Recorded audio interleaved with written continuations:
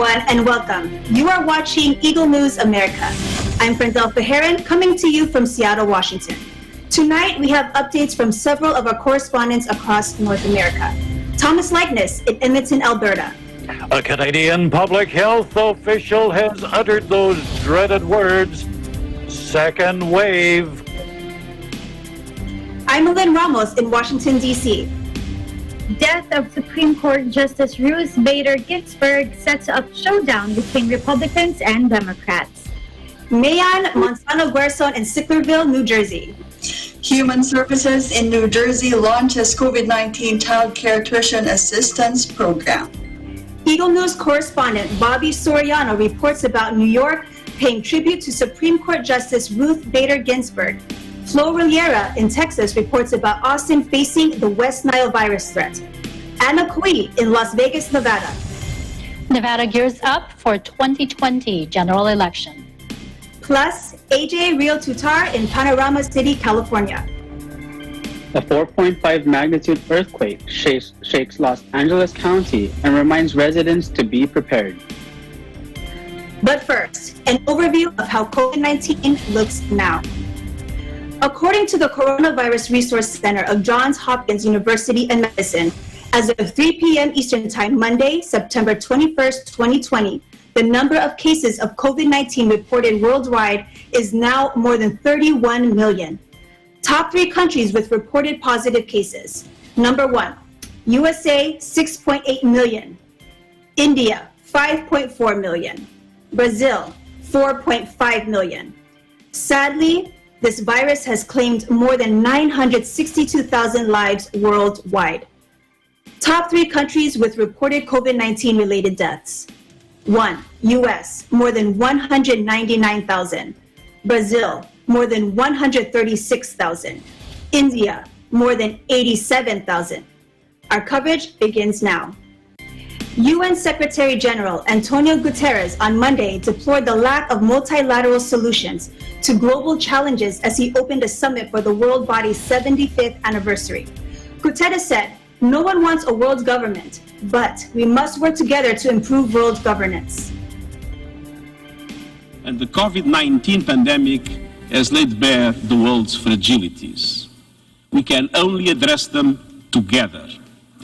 Today we have a surplus of multilateral challenges and a deficit of multilateral solutions. I welcome the General Assembly's 75th anniversary declaration and commitment to reinvigorate multilateralism. In an interconnected world, we need a networked multilateralism in which the United Nations family, international financial institutions, regional organizations, trading blocs, and others work together more closely and more effectively. And we also need, as the President said, an inclusive multilateralism, drawing on civil society, cities, businesses, local authorities, and more on young people. The summit comes in the midst of the COVID-19 pandemic, which has raised new questions about global cooperation. Some 180 leaders have been invited to offer speeches by video of just up to 3 minutes. On Tuesday, the annual General Assembly opens, with leaders set to deliver broader speeches but virtually. New York will lack the usual commotion of the annual late September extravaganza of diplomacy, when leaders around the world and delegations flood the city. Instead, each nation has been allowed to send a diplomat from their UN missions to sit in the General Assembly to watch the recorded speeches. Meanwhile, the WHO reports that over 60 high-income countries have joined the COVID-19 Vaccine Global Access, or COVAX, initiative, set up in collaboration with the Vaccine Alliance, GAVI, to facilitate access to a coronavirus vaccine for poor countries. The United States and China are not among these countries. Take a look. Our aim is to have 2 billion doses of vaccine available by the end of 2021. We're encouraged to see a large number of countries signing up to the COVAX facility, but we face some daunting challenges. For the ACT Accelerator to work as planned, it must be funded. So far, $3 billion has been invested. This has resulted in a very successful startup phase, but it's only a tenth of the remaining $35 billion needed for scale-up and impact. $15 billion is needed immediately to maintain momentum and stay on track for our ambitious timelines. As of today, 64 higher income countries, including 29 economies operating as Team Europe, have submitted legally binding commitments to join the COVAX facility. We expect as many as 38 more countries to join in the coming days, many of whom have already publicly stated their intent to do so. When we come back, updates from Eagle News correspondents in Edmonton, Alberta, and Washington, D.C. This is Eagle News America. Stay with us.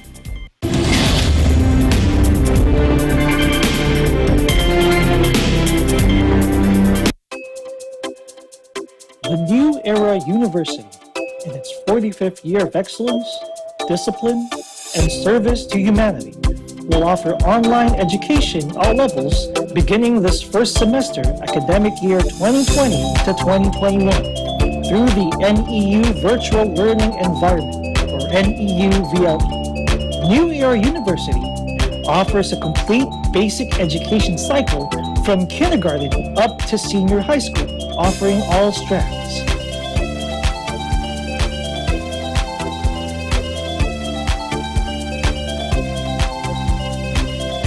NEU has 18 colleges,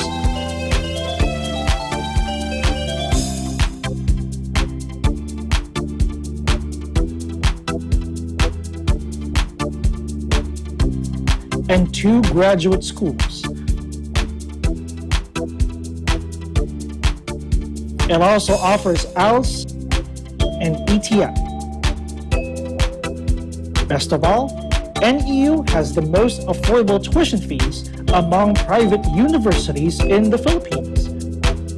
NEU is at Quezon City, the city of San Fernando, Pampanga, General Santos City, South Cotabato, Lipa City, Batangas, and Pinugay, Baras, Rizal. New Era University is under the stewardship of Dr. Dilo L. Rosas. What are you waiting for? Be part of the new normal. Enroll now. Classes start on October 5, 2020.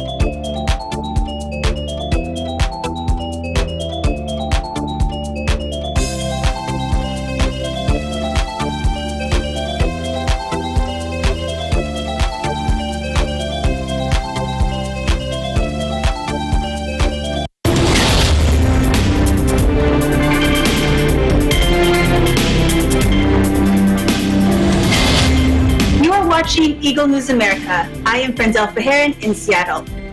After reporting a significant increase in new coronavirus cases in Quebec, Public Health Director Dr. Horacio Arruda declares the province entering a second wave.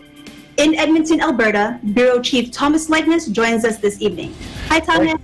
Thank you, Frendel. Well, you know, somebody has finally said it, made it official. These were the words we've all thought about, but did not want to hear. Second wave. The appearance of more than 1,000 new cases of COVID-19 in the last 24 hours in Canada's 2 largest provinces has prompted one of them to declare it's entered a second wave of the pandemic.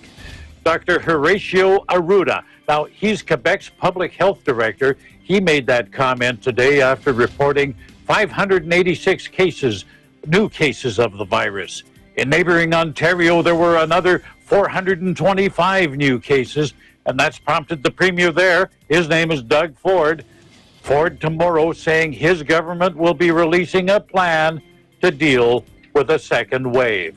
In Quebec, there are new restrictions on indoor gatherings, both private and public. Indoor private gatherings limited to 6 people only, down from 10. Now, public gatherings like weddings, religious services, and other events cannot have more than 25 people if they're located in an area where there's a large number of cases. Previously, the limit had been 250. In lower risk areas, well, there's still a cap. It's down to 50 people. Health Minister Christian Dubé telling people to eliminate what he calls all non-essential visits. Things like family dinners, socializing with friends, parties. Don't do it anymore, he says.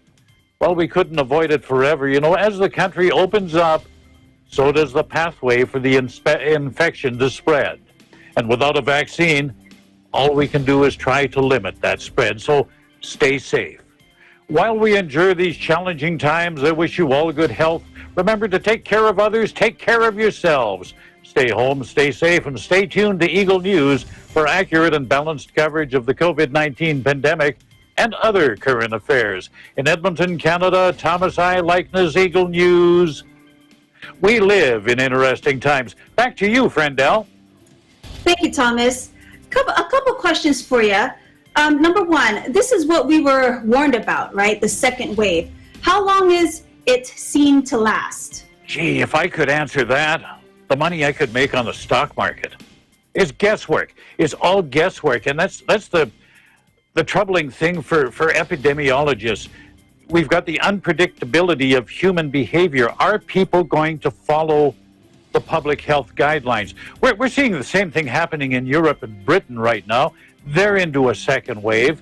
And of course, in Canada, just a few hours ago, a health minister in one province uttered those words, second wave.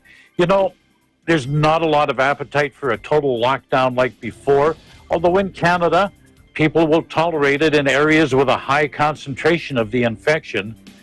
They will, I think we're going to be facing more severe restrictions. But how long? I don't know. Bottom line, it's going to be up to us. We can't be complacent. But I see it all the time with even people I know. They socialize out of their cohort. And that, of course, raises the question, what is a cohort? Well, we go to our Chief Medical Officer of Health for that definition. Dr. Dina Hinshaw tells us a COVID-19 cohort, a small group of people whose members can interact without the social distancing. I don't have to wear a face mask when they talk to them. Now, this would be your family, anybody else living in your household, and up to maybe 15 other people with whom you've chosen to spend time with. Social distancing can be relaxed, other restrictions can be relaxed, but it has to be the same 15 people. Now, co-workers, attendees of the same church or group or sports team, they're not considered cohorts. And so again, with these folks, you should maintain your distance and you know, the face mask, the hand washing, everything. So keep within your cohort, practice social distancing. Again, can't emphasize enough, wear a mask when you're with others. Absolutely. Thank you, Tom. And just one more question. You mentioned non-essential visits. After being cooped up in the house for half a year now, which is unbelievable, people just seem so impatient and are yearning for that interpersonal connection. Are there suggestions from mental health officials on how to address this and still stay safe, aside from enduring? Well, that's a tough one because, you know, the stress is hitting younger people the hardest. We did some research up here in Alberta at the universities of Calgary and Alberta, as well as Alberta Health Services, and 96% of people under the age of 25 say they're experiencing moderate or high levels of stress. Again, you've got to stay in that cohort group to interact with people. Interestingly enough, you'd think seniors would be depressed. Well, I guess we're used to spending all of our time alone anyway. In my age group, that number drops from 96% down to just over 2/3 say they're experiencing moderate to high levels of stress. They seem to be coping with it better. You know, we're navigating our way through uncharted waters. This is really tough. The one thing we have to recognize is COVID is going to be with us for the foreseeable future until we get a vaccine. And as public health officials keeps telling us, we just have to learn to live with it. Right, absolutely. It's just more, we just have to adapt to these new changes and make it habitual. And eventually it'll just be, it's going to be our new norm, right? Having physical distancing, wearing our face masks when needed. Now, Thomas, earlier in your report, you mentioned about the amount of people that can gather at weddings and so forth. Now, go ahead. Sorry. I'm going to take you back. I know you've been married for just a couple years, but if you were to get married during these COVID times, would it be hard for you to work up your guest list. Yeah, and I was just talking to somebody who was one of our correspondents in Canada, just got married about 10 days ago. Mm-hmm. She's from England, so her family couldn't come. They joined by Zoom. The guest list would be pretty limited when you're down to 50 people. Yeah. Because we probably had 3 times that at our wedding. Right. But tough decisions to make, and it's tough on people, particularly if some of your family, some of your guests are from another country. Now it's no longer possible to come here because coming for a wedding is considered non-essential travel. So, correct. So that kind of rules out a lot of people. We were fortunate that, we were able to bring my wife's family over from the Philippines. Absolutely.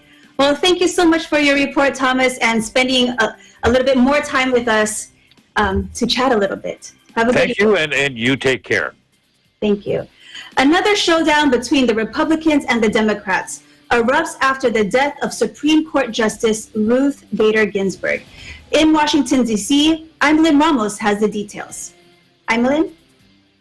Thank you, Brenzel. Supreme Court Justice Ruth Bader Ginsburg passed away Friday, losing her battle against cancer for 2 long years. She was 87.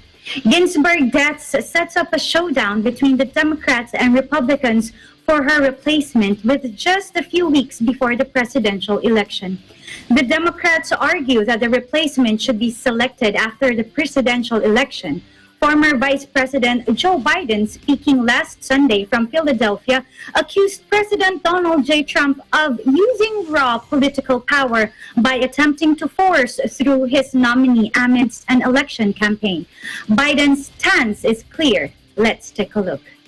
Even if President Trump wants to put forward a name now, the Senate should not act until after the American people select their next president, their next Congress, their next Senate. If Donald Trump wins the election, then the Senate should move on his selection and weigh the nominee he chooses fairly. But if I win the selection, President Trump's nominee should be withdrawn. This issue of nominating and selecting a new justice of the Supreme Court will likely dominate the campaign. The Republicans, on the other hand, want to select a new Supreme Court justice in the quickest time possible. On Saturday, President Trump said, quote, "I think it's going to move quickly, actually." He also said that it's possible to have his selection sometime this week.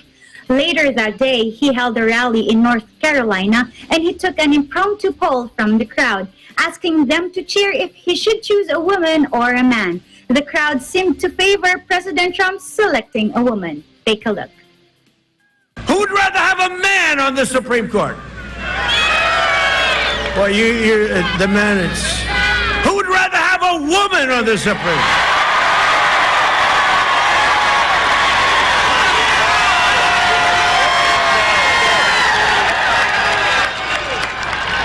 Now tomorrow, like fake news CNN, he was playing games with the United States. It is a terrible thing he's done. No, I'm just taking a poll, please. And by the way, that's a very accurate poll, because that's the way I feel. It will be a woman, a very talented, very brilliant woman.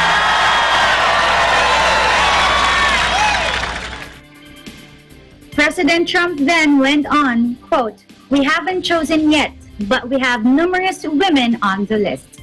The president argues that if the Democrats were in the same position as he and the majority Republican Senate are, then there is zero chance that they wouldn't do the same thing. Ginsburg was very popular and an icon to the left. If President Trump is able to secure a nominee and is approved with the consent of the Senate, then the Republicans would get a chance to lock in a conservative majority for years to come, since justices are appointed for life. With the problem of COVID-19 and protests continuing throughout the country, this Supreme Court justice selection issue just adds another layer of intrigue to the upcoming elections. This issue could galvanize Democrats and Republicans and possibly drive voter turnout, which may be a good thing. This could also impact the balance of power for the U.S. Senate. With less than 2 months before the election, anything could happen.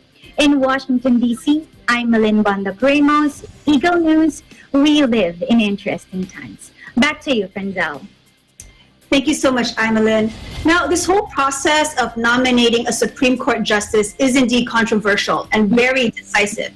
But I'm curious, do we know who's on Trump's shortlist for nominee?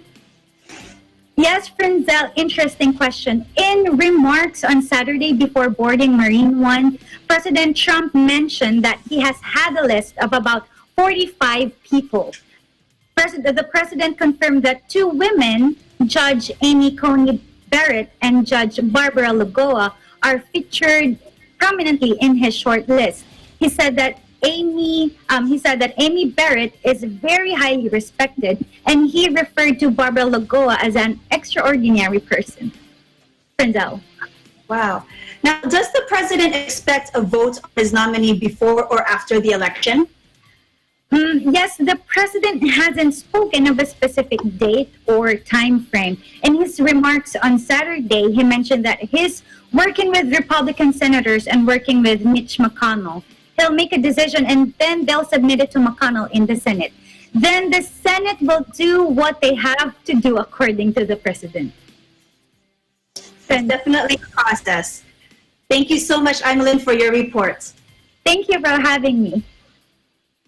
More to come. We'll have updates from our correspondents in Sicklerville, New Jersey, New York, and Austin, Texas. Eagle News America continues.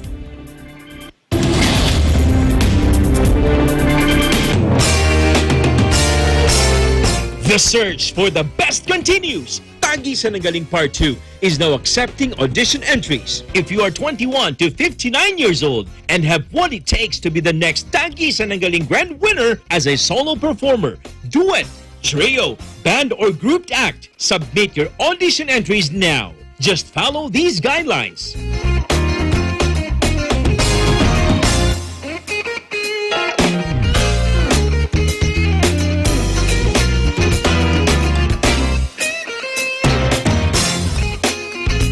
To submit audition entries for the singing category, contact Nikki at 0977-651-9504. This is your chance to be Tagisan ng Galing's grand winner and win 2 million pesos. For more details and updates, visit and like the Tagisan ng Galing Facebook page. What are you waiting for? Join now!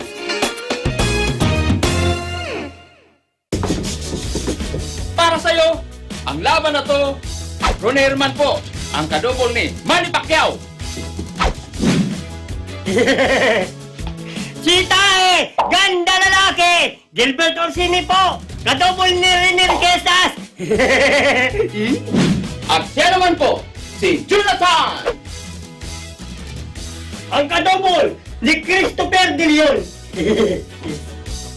Magigulo! Magitawa! At makipagkantahan kasama natin ang ating mga OFW dito lang sa Kaya Saya!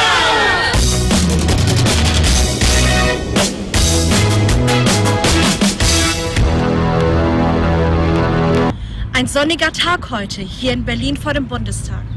Ich bin Irene Juliet Arzadon und möchte diese Gelegenheit nutzen, um ein paar Worte mit euch zu teilen. An alle Menschen da draußen.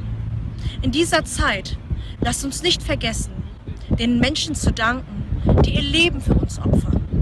Sei es die Menschen, die im Krankenhaus arbeiten, in den Altenheimen, sowie in den Arztpraxen, aber auch an die Menschen, die im Lebensmittelhandel sich befinden. Die Kassierer. Manchmal reicht es aus, um ihnen ein freundliches Lächeln zu geben. Denn die Menschen, die heute am Arbeiten sind, weil sie nicht so wie einige von uns zu Hause bleiben können, die sollten wir wertschätzen. Ihnen sollten wir unseren Dank ausrichten. Darum lasst uns noch mehr zusammenhalten. Sie wertschätzen.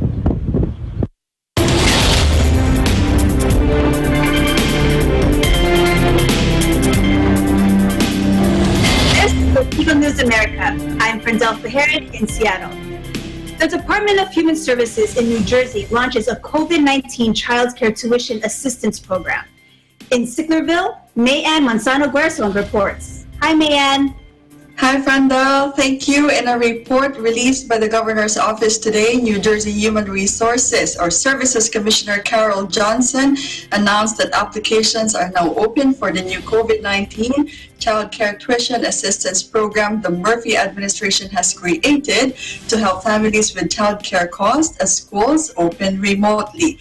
The $150 million program will provide child care tuition assistance to New Jersey families with incomes up to $75,000 that are in need of either full or part-time child care due to their child's remote learning schedule. Families can apply for this assistance by completing the online application at www.childcarenj.gov. Those applying will need proof of income and a notice or announcement from their child's school of a remote learning schedule. Tuition assistance will be available through December 30, 2020 for eligible residents with school-age children 5 to 13 years old. Families may submit applications and Human Services will provide the tuition assistance to eligible participants until funding is exhausted. Recipients will be eligible for either full or part-time support based on their family's needs. Human Services is also supporting child care centers that make it a priority to serve children receiving the child care subsidy by providing supplemental payments of $75 per subsidy-eligible child per month, including infants, toddlers, and school-age children to providers through the end of the year. The Human Services is making funding available to licensed child care centers and registered family child care providers in New Jersey that are open or will open by October 1st to manage added operational costs due to new COVID-19 health and safety guidelines. These funds will be available to nearly 6,000 child care providers in New Jersey with increased COVID-19 related costs such as purchasing PPE and other supplies and materials, cleaning and sanitation, and other operational needs related to COVID-19 that are eligible expenses for the Coronavirus Relief Fund. Funds will be available through an application process that will open in the upcoming weeks through the New Jersey Child Care Information System. Meanwhile, here is today's statistical report of New Jersey's COVID-19 cases. According to the Department of Health of New Jersey, there are 396 new positive cases reported today, bringing a statewide total of 200,154 New Jerseyans tested positive. Sadly, we have 2 new deaths, pushing the total to 14,278 fatalities. New Jersey remains on stage 2 of its road to recovery. And Frandel, for some weather update, it's now 9:57 in the evening here in New Jersey, and it's currently clear. It is 48 degrees Fahrenheit or 9 degrees Celsius. As you can see, our temperature continues to drop here in the East Coast as we welcome the first day of fall 2020 tomorrow. The high today was forecast as 66 degrees Fahrenheit or 19 degrees Celsius. In Sicklerville, New Jersey, Mayanne Manzano-Guerzon, Eagle News, we live in interesting times. Back to you, Frandel. Thank you so much, Mayanne. And I just got chills thinking about your weather report there. Fall. Yes, it's chilly over there. A couple questions about the report that you just presented. How important or helpful is this program to New Jersey families right now? Yes, Frandel, as what Commissioner Johnson said, this program will help the working families during this incredibly challenging time by providing support to help address the unanticipated child care costs as schools open remotely or with hybrid schedules. Frandel? Are there any other steps taken by the state to support child care in New Jersey? Well, Frandel, yes, there are several actually, and some of these are providing grants to child care centers and youth camps to assist in meeting COVID-19 related health and safety guidelines, and also delivering personal protective equipment or PPEs to emergency child care centers and family child care providers. So there are a couple child care programs, Frendel, under the current administration, and these are all very helpful and very important. And these two that I mentioned are just some of them. Frendel? Awesome. And those are incredible resources for the families there in New Jersey. And can you tell us once again how we can find out more about these programs, especially the Child Care Tuition Assistance Program? To learn more about these state programs for childcare, Frendel, and especially for this specific program that I just mentioned, visit www.childcarenj.gov. Frendel? Awesome. Thank you so much. And before I let you go, Mayan, you mentioned that New Jersey is in stage 2 on the road to recovery. Right. How has life been for you when you go out for your groceries? You know, are people complying to the state mandates? How has it been for you? Frendel, it has been very, very comfortable lately because whenever we go to run our important, of course, errands, we see the people complying, we see everyone wearing face mask and maintaining the social distancing. You see that in the grocery stores or pharmacies. So it's very comforting to see that the members of the society or our community is really complying. But also we still manage to, or we still kind of prioritize our activities, or to limit our activities, because of course everyone knows that we still don't have the vaccine, and we still have to be careful. But it's very just comforting to know that everyone is complying around my area here in New Jersey, and that's a very good and important thing. Frendel? All right, thank you so much, Mayan, for your report and all those details. Thank you, Frendel. New York joins the rest of the nation in paying tribute to beloved women's rights icon, Supreme Court Justice Ruth Bader Ginsburg, who died Friday, September 18th, after her battle with cancer. In New York, Bobby Soriano has the story. As the U.S. continues to mourn the passing of Supreme Court Justice Ruth Bader Ginsburg, many people throughout the country have come out to pay tribute to her life and her legacy. But few places have shown as much love as our home state of New York. Ruth Bader Ginsburg grew up in Brooklyn and overcame much hardship in the form of gender discrimination to become nominated to the Supreme Court in 1993, only the second woman at the time to be appointed to the highest federal judicial court in the country. Her time spent as a Supreme Court justice was devoted to furthering gender equality and women's rights. And even outside the courtroom, Ginsburg was a strong advocate of the more recent Me Too movement. Over the weekend, New York took several steps to honor her legacy, announcing a statue of her to be erected in her hometown of Midwood, Brooklyn, as well as lighting several famous landmarks in blue, her favorite color. Several makeshift tributes have also shown up throughout the city, including at Columbia University, her alma mater.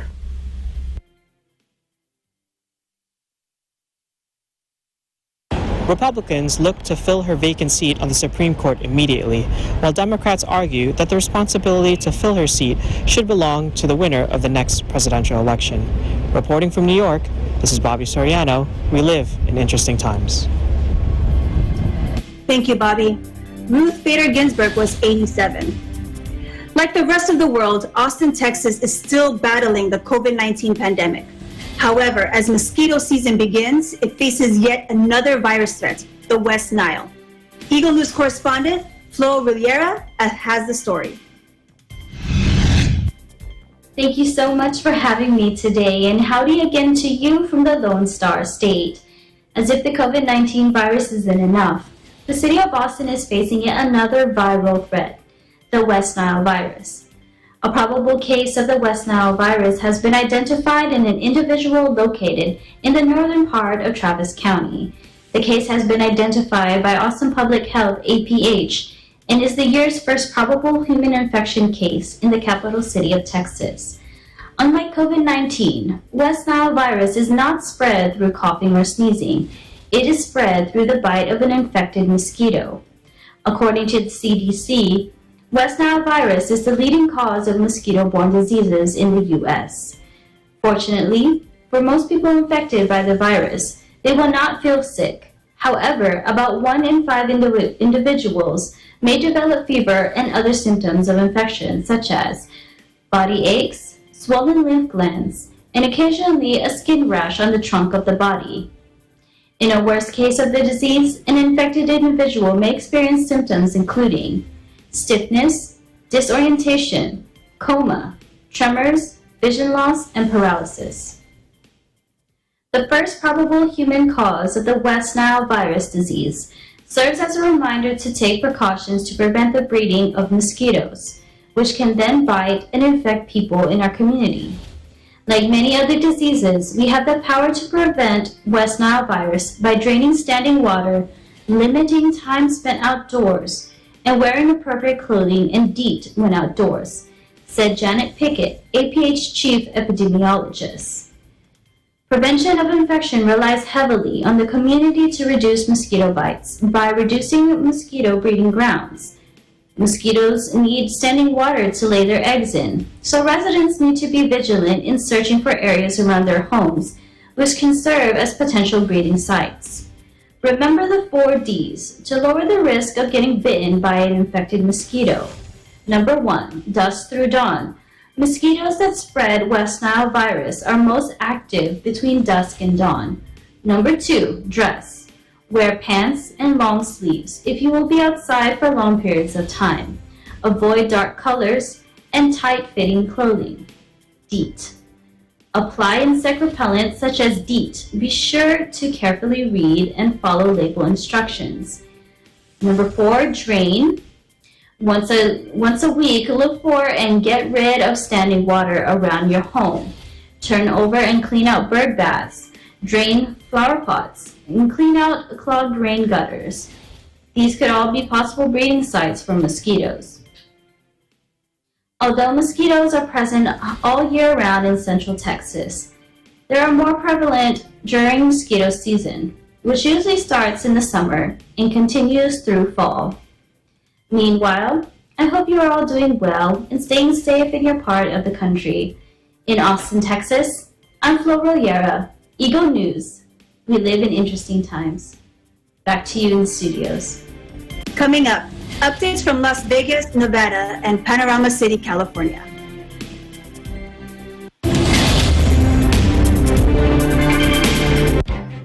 Events happen around us all the time, in our community, in our country, around the world.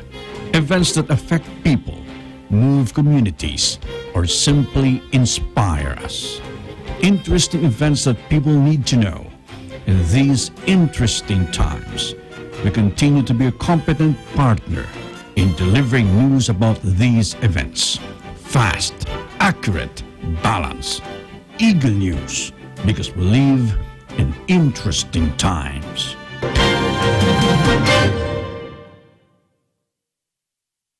Innovation, digital disruption, globalization. Startups, micro, small, and medium enterprises, as well as large corporations, all face interesting challenges in the market today. Peek into the world of exciting opportunities and partnerships to drive growth with the latest business news and information. We are open for business. Join the conversations to create a more vibrant environment for entrepreneurship. Catch Open for Business every Saturday from 5 to 6 p.m. Open for Business, from vision to action.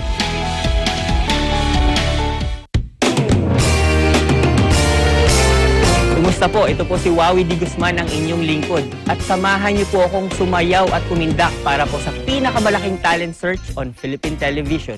Ito po ang part 2 ng Tagisan ng Galing. Dito lamang po sa Net25. Kita-kit. No me gusta ese chico. I don't like him. Nosotros tenemos sangre royal. Ako, si Gladys Morales. Yo soy la mamá de Angie.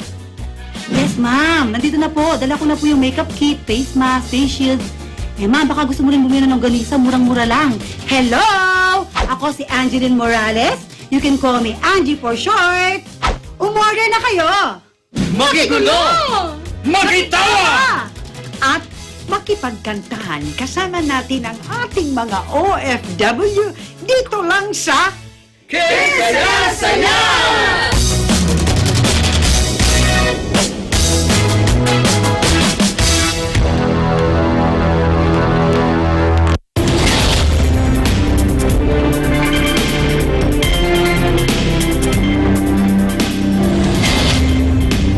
Welcome back. You're watching Eagle News America. I am Frenzell Beheron in Seattle.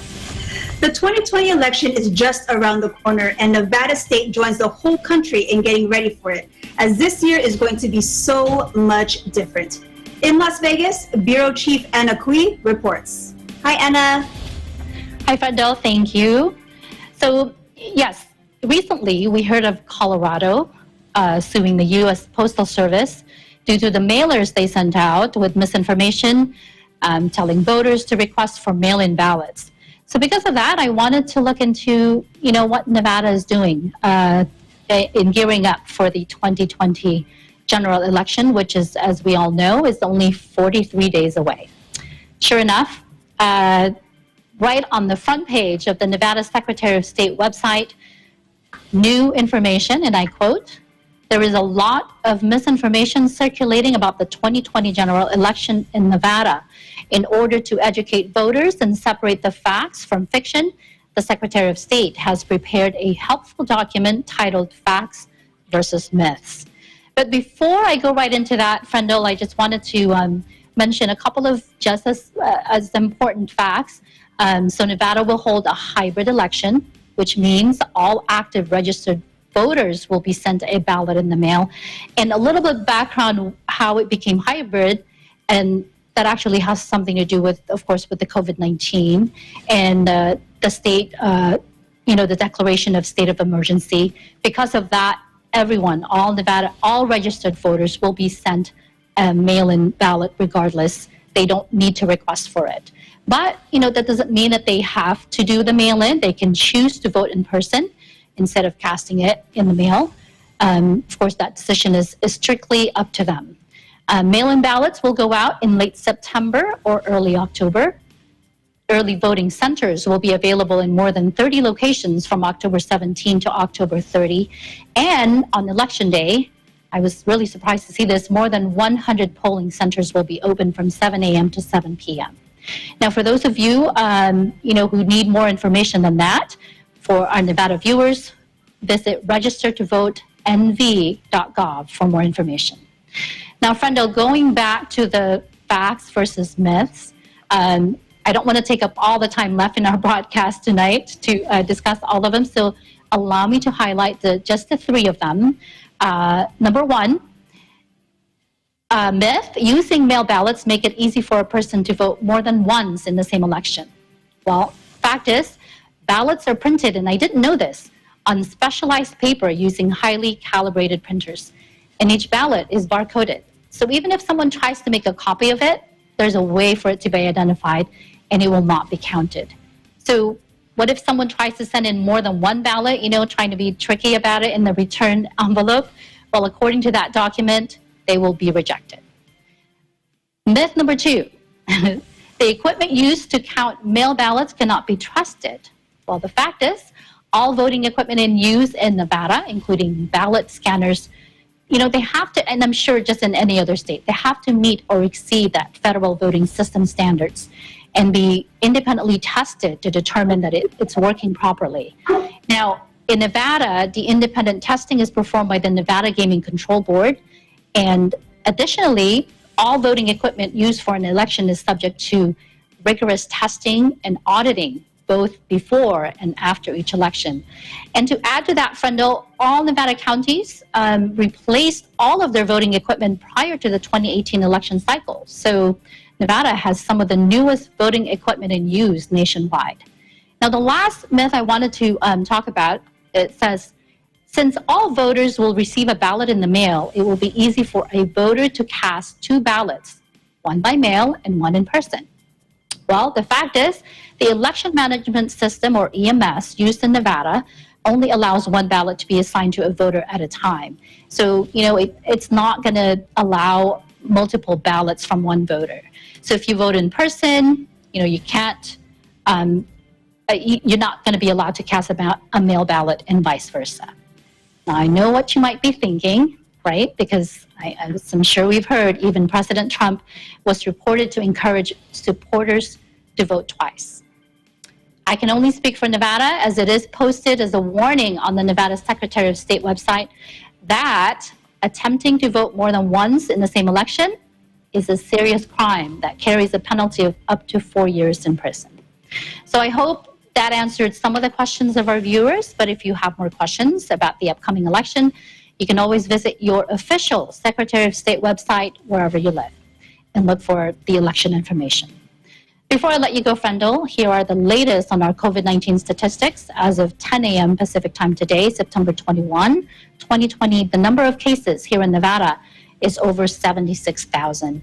And I'm pleased to report that there were no additional deaths reported from yesterday, but sadly, still, the total number of deaths is at 1,531.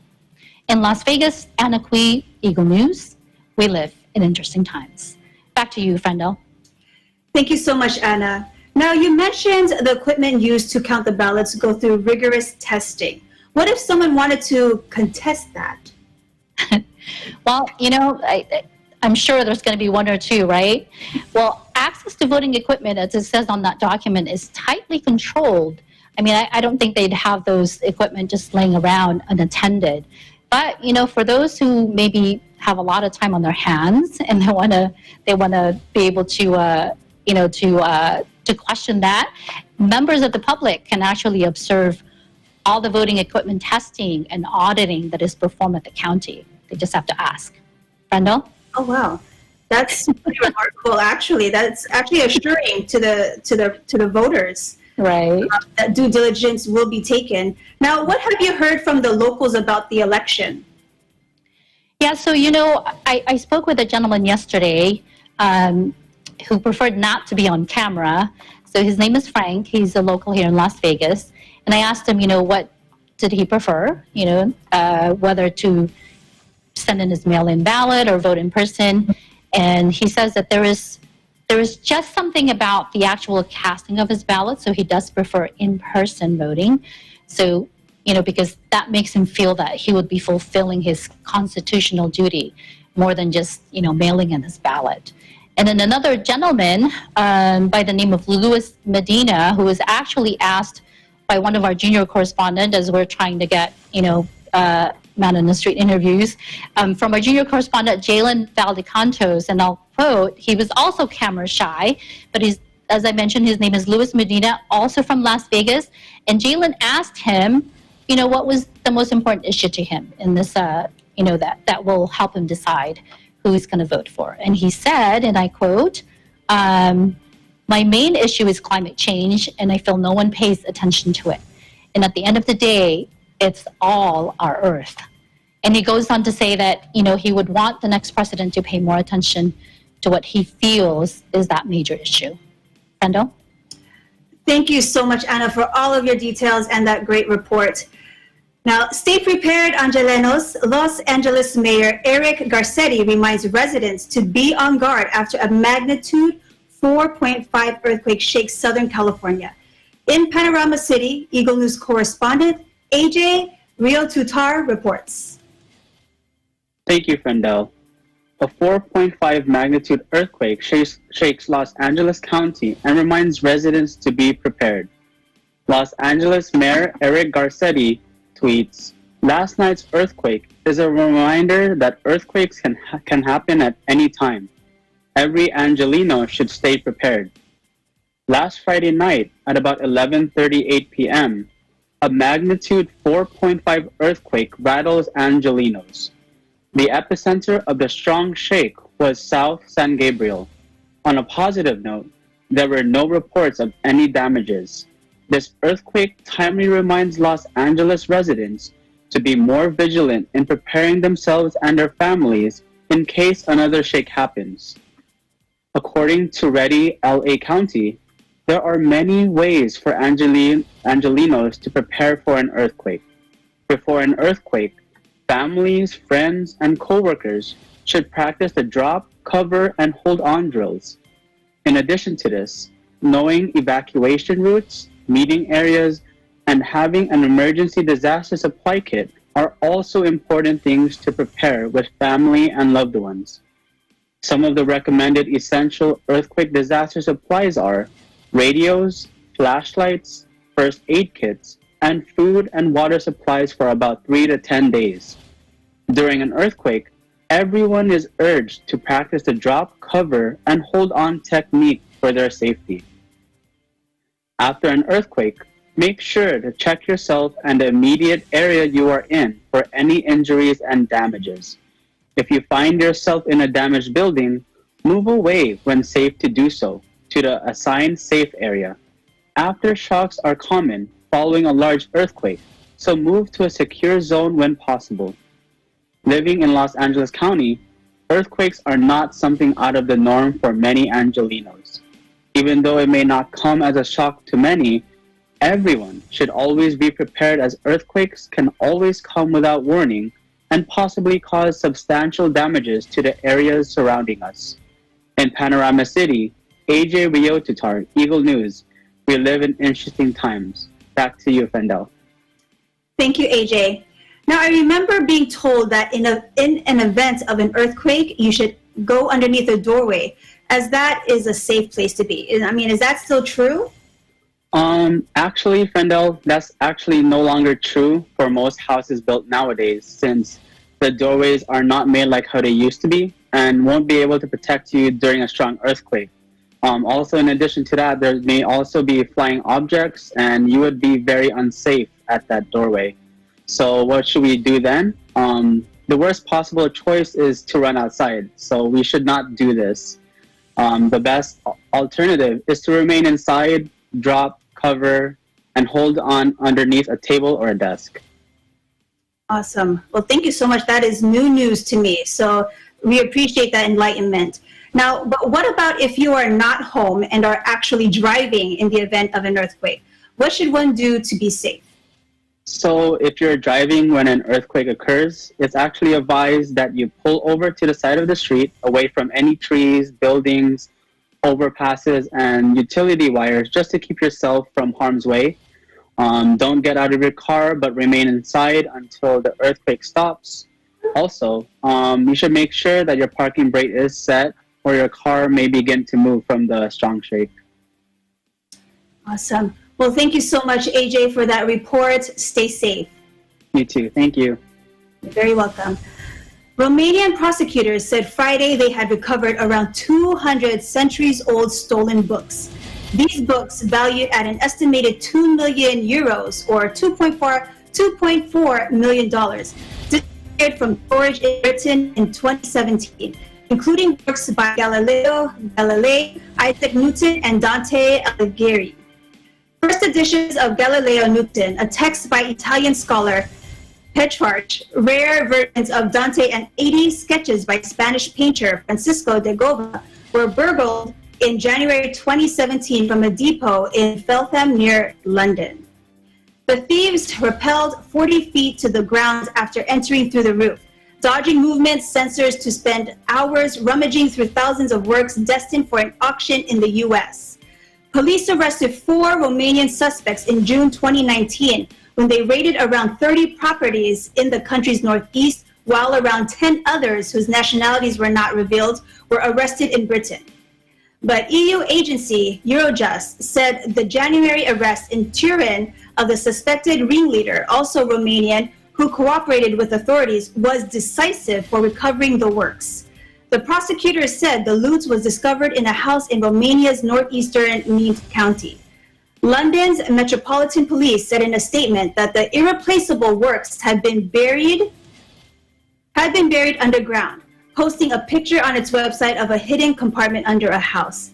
The Met said they had been stolen by an organized crime group that flies members into the UK to commit specific offenses and then get them out of the country shortly afterwards. The statement added it is linked to a number of prominent Romanian crime families who form part of the Clamperu crime group, with a history of the complex and large-scale high-value thefts. Thank you, Tom, Imelin, Anna, AJ, and for joining with us, for your reports, incredible information. Let's continue to thank our healthcare workers, first responders, and essential workers with a round of applause.